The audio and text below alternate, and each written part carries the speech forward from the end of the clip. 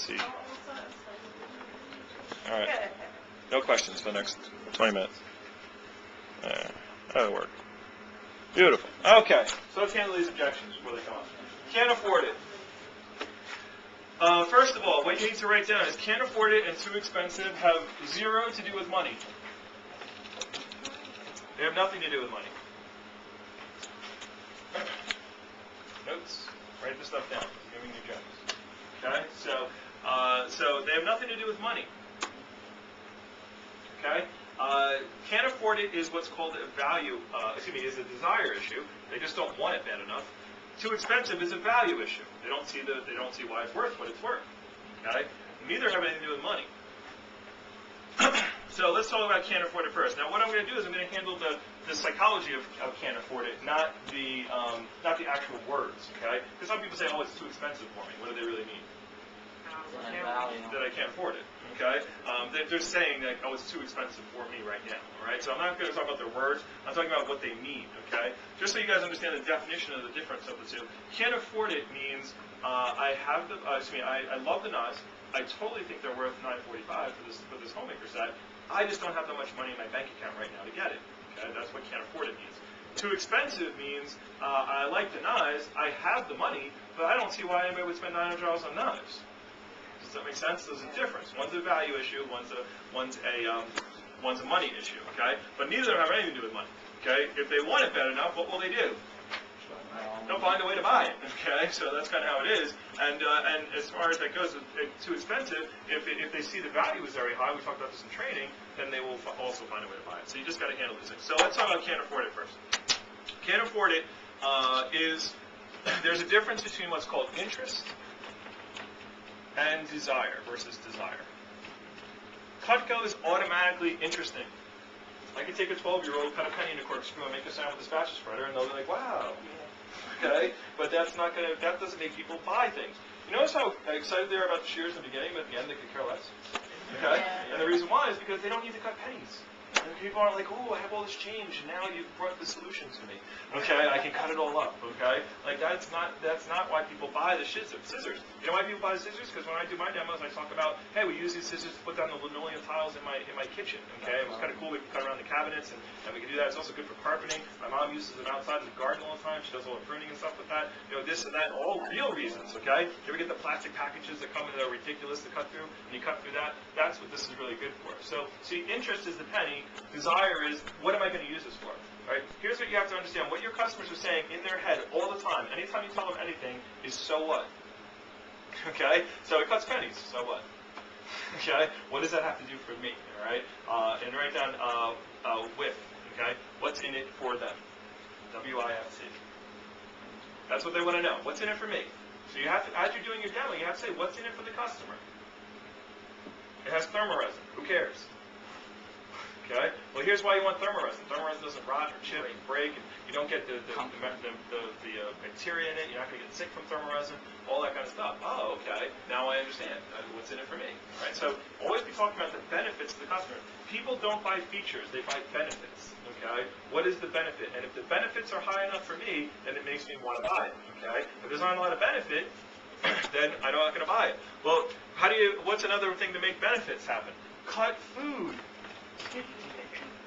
Okay? Would anybody ever buy a car if they don't let you test drive it? Okay? It's like, this is a beautiful car. Let me take all the features. It's got all this stuff. Okay, cool. Can I take it for a ride? No. No, we don't let customers do that. Okay? They're not going to sell a lot of cars. Okay? Because telling somebody has push-button steering or push-button this or push-button that is one thing. When they get in the car and they drive it, they push-button overdrive kicks in. They're like, ooh, that's nice. Okay? So as far as that works out. So the point being, is you got to cut food. Cutting food is really important on your demos. When you cut food, did anybody cut food on their demos? Okay? What's their reaction when they cut food? Aren't they like, wow, okay, like they really get excited about cutting food, okay? By the way, if rope and leather disappeared from our planet Earth, okay? Are you okay? You go in the other room. Okay? Alright, so sit up, okay? Go splash water in your face. Alright? Figure it out. Okay? I'm tired too. And I'm hungry. And I have a headache. But you don't know that. You know why? Because I don't let people know. Alright, so here's the point, okay? You cut food. You got to cut food in your demos. You got to peel stuff. If rope and leather disappeared from planet Earth, aliens came and stole all the cows, we would still sell Cutco. Okay, you know why? Because people don't eat that stuff. Okay, they don't eat rope. You cut rope, they go, that's cool. What's in it for me? If I need to cut rope fast, I'll give you a call. Okay, but that doesn't do it. All right, that's interesting. Doesn't create desire. Cutting food creates desire. Here's another thing that creates desire: testimonials and stories.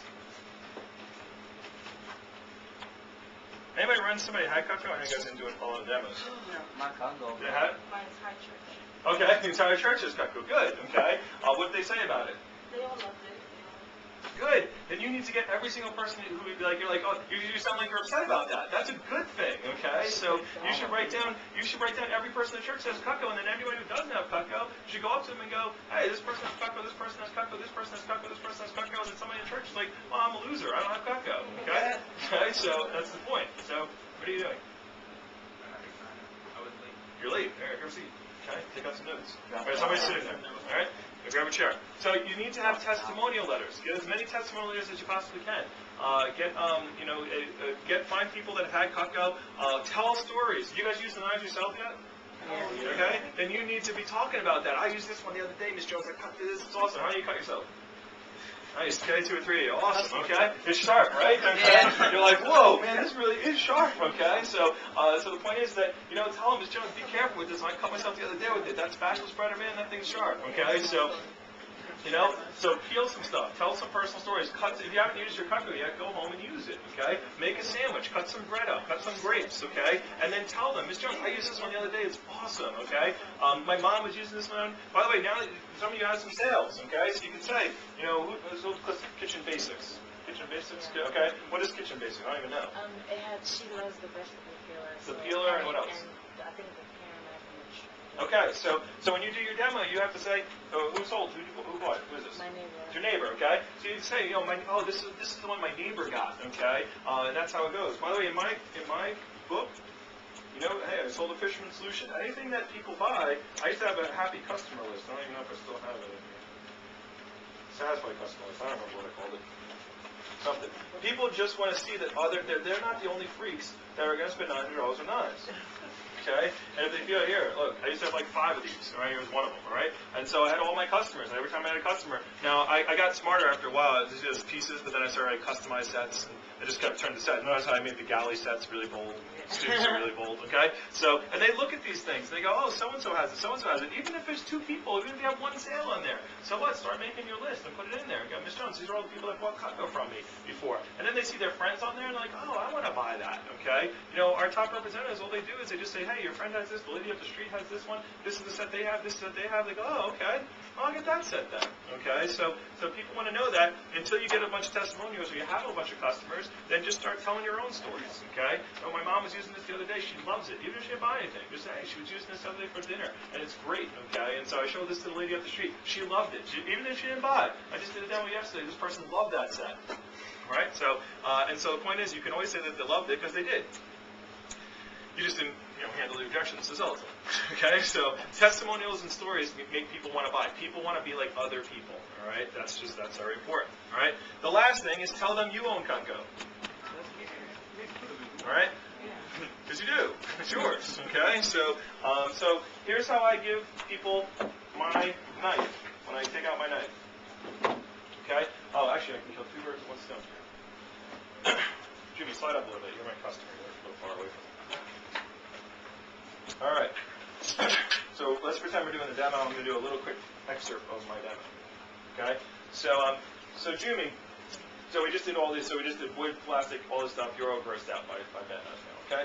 So Jimmy, the funny thing about these knives is that some people have these and they use them for they buy them and they have for 10, 15, 20 years or even more. But the funny thing is they're only worked properly for the first year or 2. And for as much as people cook, it seems kind of weird to use, unsanitary and broken, bad knives, dull knives, when people are cooking every single day. Wouldn't you agree with that? Yeah. And so by the way, I have one question to ask you. Now, really quickly, just by saying that